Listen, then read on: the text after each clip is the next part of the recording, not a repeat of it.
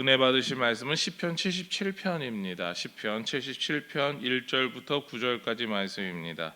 제가 가진 성경으로 구약 성경 857면 858면에 있습니다.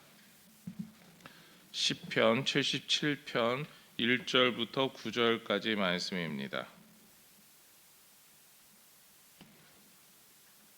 우리 같이 한 목소리로 같이 읽겠습니다. 내가 내 음성으로 하나님께 부르짖으리니 내 음성으로 하나님께 부르짖으면 내게 귀를 기울이시리로다.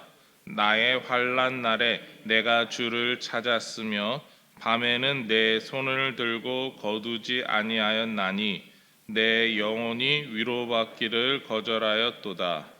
내가 하나님을 기억하고 불안하여 근심하니 내 심령이 상하도다. 셀라. 주께서 내가 눈을 붙이지 못하게 하시니 내가 괴로워 말할 수 없나이다. 내가 옛날 곧 지나간 세월을 생각하였사오며 밤에 부른 노래를 내가 기억하여 내 심령으로 내가 내 마음으로 강기하기를 주께서 영원히 버리실까? 다시는 은혜를 베풀지 아니하실까? 그의 인자하심은 영원히 끝났는가? 그의 약속하심도 영구히 패하였는가? 하나님이 그가 노하실 은혜를 잊으셨는가? 노하심으로 그가 베푸실 긍휼을 그치셨는가 하였나이다. 셀라. 아멘.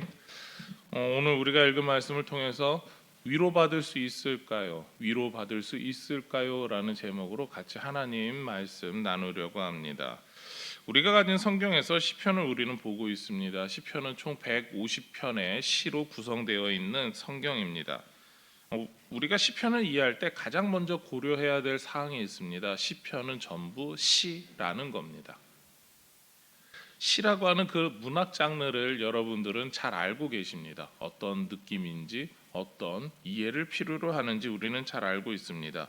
그렇기 때문에 시에서 가장 중요하다라고 한다면 우리는 아마 운율, 박자감, 리듬감 이런 걸 이야기를 하겠죠. 그렇지만 우리말로 번역된 성경에서 이것을 발견하는 것은 굉장히 어렵습니다. 운율 등은 히브리어에서만 찾아보아야 됩니다. 대표적으로 시편 119편이 그렇게 되겠죠. 히브리어 알파벳 알레서부터 마지막 그 모든 알파벳이 첫 단어로 쓰이면서 교대로 돌아간 그 시편만큼은 저희가 왜 이렇게 쓰였는가에 대해서 알 수가 없습니다. 실제로 원문을 봐야 알렙으로 시작하고 베트로 시작하고 김멜로 시작하고 그런 식으로 하는 일정의 법칙이 있기 때문이죠. 그것이 운율입니다. 그렇기 때문에 어떻게 본다면 이 운율을 찾는 것은 히브리어 이 성경을 이해하는 가장 전문적인 일이 될 수 있습니다. 그렇다면 우리가 시편 이해하는데 좀 많이 어렵겠습니다라는 말을 할 수가 있죠. 그렇지만 우리가 할 수 있는 이해 방법이 있습니다. 그것은 내용을 보고 이해하는 것입니다. 특히 이해하면서 시편마다 그려지는 이미지나 느낌을 중심으로 해석한다라고 하는 거죠. 이 시편은 이런 느낌으로 이런 상황에서 이런 분위기에서라고 우리는 그 시편을 이해할 수 있습니다. 특히 우리 시편 앞부분을 보게 되면 대부분 가지신 성경 앞에 파란색 글씨로 써 있는 글씨가 있습니다. 어떤 시편은 있고 어떤 시편은 없습니다. 그것을 있는 그 파란색 글자를 표제란이라고 부릅니다. 표제란이라고 하는 것은 그 시편이 어떠한 박자로 어떠한 운율로 어떠한 역사적 상황에서 누가 이 시를 지었는가 이런 내용들을 담고 있는 일종의 바로 그 시에 대한 간략한 설명입니다. 우리는 그것을 보면서 다윗이 위기 상황에 썼구나. 그리고 오늘 시편 같은 경우는 아삽의 시라고 써 있는 그 말 속에서 그리고 또한 그 앞에 써 있는 글자 속에서 이 리듬이 이런 리듬으로 가지고 아삽이라고 하는 사람이 썼구나. 아삽의 자손이 썼구나. 우리는 그것을 알 수가 있습니다. 우리가 시편 77편을 읽으면서 특히 오늘 1절에서부터 9절까지 읽으면서 가졌던 이미지가 있다라고 한다면 그것은 바로 답답함입니다. 거절의 이미지가 좀 강합니다. 시인은 답답함을 말하고 있습니다. 특히 하나님 앞에서 밤새워 기도해도 정말 자신의 손을 들고 하나님 앞에 간절히 부르짖었음에도 응답받지 못하였다라고 하는 그런 이미지를 그런 하나님 앞에 뭔가 답답해하고 있음을 이야기하고 있습니다. 우리는 하나님께서 기도에 대해서 거절하신다라고 발견할 수가 있죠. 2절 말씀 한번 보실까요? 오늘 말씀 2절 말씀입니다. 나의 환난 날에 내가 주를 찾았으며 밤에는 내 손을 들고 거두지 아니하였나니 내 영혼이 위로받기를 거절하였도다. 시편을 기록한 시인이 위로받기를 거절했다라고 이야기하고 있습니다. 그러니까 하나님께서 응답을 주신 게 아니라 하나님 이거 응답 아닙니다라고 말하고 있다라는 거죠. 우리가 가진 믿음에서 하나님께서 기도 응답을 해 주시면 감사로 받아야 되는 거 아닌가라고 우리는 생각을 합니다. 시인처럼 거절하는 사람에 대해서 하나님께서 자그마하게라도 응답해 주시면 감사해야 되는데 그것조차도 감사하지 못하니까 응답받지 못한다라고 우리는 말하기 쉽습니다. 오늘 말씀을 준비하면서 저도 시인 본인이 감사를 하지 못해서 응답받지 못한다라고 생각했었습니다. 시인 자신에게 문제가 있어서 교만과 같이 그런 교만한 마음으로 하나님의 응답을 거절해 놓고 본인이 오히려 큰 소리 치는 거 아닌가라는 그런 생각을 해 보았었습니다. 이렇게 시인에게 있어서 하나님께서 자신의 기도에 대해서 응답해 주시지 않았다라고 말하는 근거가 있었죠. 바로 시인이 이렇게 불안해하는 근거가 3절에서 나오는데요. 우리 3절 말씀 같이 읽겠습니다. 내가 하나님을 기억하고 불안하여 근심하니 내 심령이 상하도다. 3절에서 말하는 시인의 고백은요, 자신이 알고 있는 하나님, 더 나아가서 하나님께서 내가 이렇게 기도했을 때 하나님 말씀을 붙잡고 했을 때 이렇게 응답해 주셨어. 하나님께서 직접 이렇게 나에게 길을 알려주셨어 라고 하는 그 응답에 확신이 있었습니다. 그런데 지금 하나님께서 응답해 주시는 게 지금까지 내가 하나님과 관계 속에서 하나님이 나에게 응답해 주셨던 내용과 다르다라고 하는 이야기를 하고 있습니다. 그래서 나는 그것을 응답으로 받아들일 수 없다라는 이야기인 거죠. 시인의 불안함은 하나님께서 기도에 대해 응답하시지 않음이 아닙니다. 다른 기도를 생각한다면, 지금까지 받았던 기도를 생각한다면 하나님의 방법대로 하나님 뜻을 따라 말씀 붙잡고 기도했을 때 분명히 나는 응답을 경험했다라고 말하고 있기 때문이죠. 그래서 3절에서처럼 시인의 마음이 상하고 있습니다. 게다가 4절에서부터 9절까지의 내용은, 기도의 내용은 단순히 하나님께서 내가 원하는 대로 응답하지 않으셨다라고 하는 내용이 아닙니다. 왜냐하면 자신이 지금까지 받아왔던 그 기도의 응답들을 다시 한번 되짚어보는, 곱씹어보는 그런 시간이기 때문입니다. 우리 5절과 6절 말씀만 먼저 한번 읽어볼까요? 내가 옛날 곧 지나간 세월을 생각하여 싸우며 밤에 부른 노래를 내가 기억하여 내 심령으로 내가 내 마음으로 간구하기를. 시인은 자신이 하나님과 함께 동행했던 세월들을 돌아보고 있습니다. 지금만 밤을 새워서 기도하는 게 아니라 예전에도 밤을 새워서 기도했었는데 그때 하나님께서 이렇게 응답해 주시고 이런 방법을 나에게 통해서 알려주셨는데 그게 한 번이 아니고 여러 번 있었는데 왜 지금은 다른 방법으로 응답하신다라고 이야기하는 거지? 나는 이것을 받아들일 수 없다라는 이야기입니다. 이거 하나님의 응답이 아닌 것 같아라고 하는 이야기를 하고 있는 거죠. 하나님께서 지금껏 해온 기도에 대해서 응답하시지 않는 이유에 대해서 계속 고민하고 있습니다. 그래서 그 고민이 여기까지 나아가게 되는데요. 우리 7절부터 9절 말씀 한번 같이 읽겠습니다. 주께서 영원히 버리실까? 다시는 은혜를 베풀지 아니하실까? 그의 인자하심은 영원히 끝났는가? 그의 약속하심도 영구히 패하였는가? 하나님이 그가 베푸실 은혜를 잊으셨는가? 노하심으로 그가 베푸실 긍휼을 그치셨는가 하였나이다.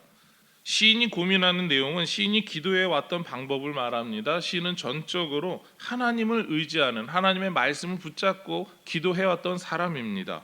그러한 시인이 2절에서 말한 것처럼 내 영혼이 위로받기를 거절하였도다라고 말할 만큼, 그리고 그 거절했던 내용들이 무엇이냐라고 본다면 바로 이 7절부터 9절 내용처럼 하나님이 분명히 나에게 영원히 함께 하시고 그리고 하나님께서 나에게 은혜를 베풀어 주신다고 약속해 주셨고 그 언약에 신실하신 하나님이 계속해서 영원히 함께 하시면서 그 모든 기도에 대해서 응답해 주시겠다고 했는데 왜 이것만큼은 유독 다를까? 왜 이 기도만큼은 다를까라고 이야기하고 있습니다. 자신이 알던 하나님의 응답과 너무나 달랐기 때문입니다. 그래서 메시지 성경에서 그 2절 말씀, 내 영혼이 위로받기를 거절하였도다라고 하는 그 내용에 대해서 이렇게 의역하고 있습니다. 하나님께 기도했는데 친구들이 와서 위로하는 말을 듣고 나는 그것을 위로로 받아들이지 못했다라는 이야기입니다. 무엇입니까? 하나님께서 응답해 주실 줄 알고 기도했는데 사람들이 와서 대답한다라는 거죠.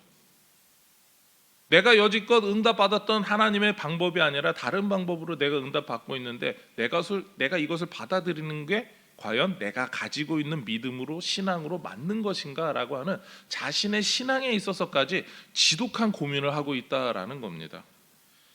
동시에 하나님의 말씀을 붙잡고 기도하고 응답받은 자신의 모든 과거가 부정당하는 것 같은, 너가 그 모든 것 잘못 믿어온 거야 라고 하는 그런 믿음을 받는 것 같은 그런 이야기를 듣는 정말 비참한 마음이 든다라고 하는 이야기를 하고 있는 겁니다. 오늘 우리가 받은 말씀이 이렇게 끝이 나죠. 앞에서 본 것처럼 시편을 이해함에 있어서 고려해야 될 사항이 있습니다. 이미지만 보라 그랬더니 오늘 말씀은 하나님에게 있어서 불평만 이야기하는 것 같은데요 라고 끝납니다. 거기에는 이유가 있죠. 우리가 77편의 나머지 뒷부분을 읽지 않아서입니다. 시편의 구조는요 보통 여러 단계로 구성되어 있습니다. 우리가 문학 장르 시랑 비슷하다라고 이야기를 했는데요. 문학 장르 시는요 보통 3단이나 4단으로 구성되어 있다라고 이야기합니다. 서론, 본론, 결론 혹은 아니면 기승전결. 시편도 마찬가지로 서론, 본론, 결론, 기승전결이겠죠.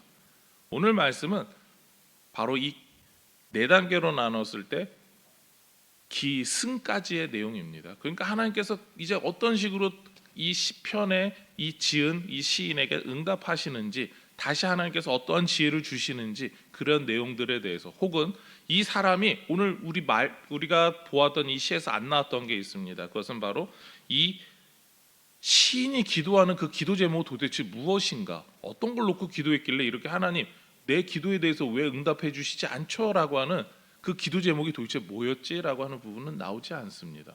바로 내일 말씀에 나오기 때문입니다. 내일 보시게 될 77편 10절에서부터 그 이후에 나오게 됩니다. 우리가 오늘 말씀을 통해서, 그렇다면 하나님께서 오늘 우리에게 들려주셨던 이 말씀을 통해서 무엇을 알려주시려고 하시는가라고 한다면 우리가 확실하게 알 수 있는 내용이 있습니다. 그것은 바로 하나님께서 기도 응답하실 때, 응답이 더디 올 때, 혹은 지금까지 다른 모습으로 응답해 주실 때 우리는 이러한 내용들을 기도 응답이라고 할 수 있을까라고 하는 그런 의문을 갖게 합니다. 그리고 그런 생각을 우리가 그럴 때 어떻게 해야 할까라고 하는 신앙에 있어서 조금 더 깊은 단계로 나아가라라는 이야기를 부르고 있습니다. 우리가 처음 신앙생활하면서 기도할 때 어떻습니까? 바로 하나님께서 기도만 하면 그 자리에서 바로 응답해 주십니다. 어떤 분들은 젊어서 믿지 않았는데 어떤 순간에 하나님, 내가 그래도 이렇게 믿으면 내가 정말 교회 출석할 테니까 이 문제만 해결해 주시면 교회 나가겠습니다. 이런 기도를 드렸던 분들이 좀 많습니다.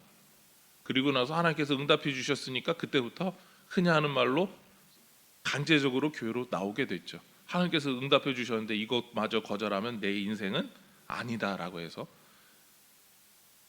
그런데 처음에는 그렇게 하루 만에 기도하는 즉시 응답 받았다면 지금 여러분의 기도는 어떻습니까?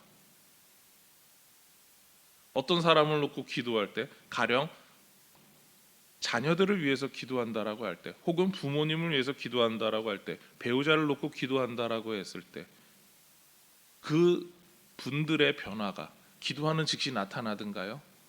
어떤 분들은 10년을 놓고 기도했습니다. 20년을 놓고 기도했습니다. 30년을 놓고 기도했습니다. 내가 같이 산 지 40년인데 40년 동안 기도했는데 저 인간만 안 변했습니다 라고 이야기하시는 분들이 분명히 있을 겁니다. 왜 하나님 그렇게 처음에 잘 기도하면 잘 들어주셨던 분들이 왜 그분이 왜 내 기도는 지금까지 이 기도만큼 안 들어주실까? 여러분은 그런 고민을 해보셨던 적이 있습니까? 바로 시인의 고민이 바로 이런 기도입니다. 왜 하나님은 그런 것에 대해서 응답해 주시지 않느냐라는 겁니다. 그 문제들에 대해서 우리가 할 수 있는 답은 딱 이 정도 수준인 것 같습니다. 그것은 바로 기도 제목들을 놓고 기도할 때 더 하나님을 의지하고 더 하나님과 깊은 관계로 나아가기를 원하시기 때문이다라는 겁니다. 우리가 기도한다라고 하는 것을 단순하게 내 소원에 대해서 응답받는 일이라고 말한다면 우린 기도에 대해서 너 기도에 대해서 잘 모르는 거야라고 우린 과감하게 이야기합니다. 오히려 기도는 하나님과 대화하는 거고 하나님과 깊은 관계로 나아가는 거야라고 우리는 정말 자랑스럽게 이야기를 합니다. 무엇입니까? 우리가 놓치고 있었던 가장 기도의 원칙적인 거, 하나님과 우리의 삶을 나누는 거에 있습니다. 그러니까 우리가 하나님과 삶을 그렇게 잘 나누지 않고 있으니까 보다 더 깊어져야 되는데 그러지 못하고 있으니까 하나님께서 기도 응답을 일부러 늦추시는 기도의 제목들이 있다라는 거죠. 그리고 예전에는 기도의 제목이 한 대여섯 가지면 됐었는데 신앙생활하면서 어떻습니까? 기도 응답을 놓고 기도하는 기도의 제목들이 계속해서 많아집니다. 예전에는 3분만 기도하면 기도할 기도의 제목들이 없었는데 요즘은 20분도 30분을 기도해도 왜 이렇게 기도의 제목들이 계속 생각나는지 모르겠다라고 하시는 분들이 있습니다. 왜 그렇습니까? 하나님께서 그만큼 여러분들과 대화하기를 원하신다라는 겁니다. 기도 응답이 느려지고 있습니까? 그리고 기도할 제목이 많아지고 있습니까? 그것은 우리에게 있어서 오히려 하나님께 감사할 일입니다. 하나님이 그만큼 나와 친밀해지길 원하시고 저와 여러분을 위해서 하나님이 기도하는 자리에 나오길 원하신다라고 하는 그런 사인이기 때문입니다. 더 깊은 교제로 부르시기 때문이죠. 날마다 하나님과 깊은 관계 속에서 이러한 기도의 기쁨을 그리고 또한 하나님과 기도하는 그 시간을 통해서 보다 깊은 영적인 믿음의 관계로 나아가시기를 소망합니다. 오늘 말씀을 정리하고자 합니다. 하나님께서는요 우리가 기도하기를 원하십니다. 잠깐 기도하고 기도 응답 받았던 그것만으로 만족하는 게 아니라 보다 더 깊은 기도의 자리로 기도의 시간으로 나아가기를 원하십니다.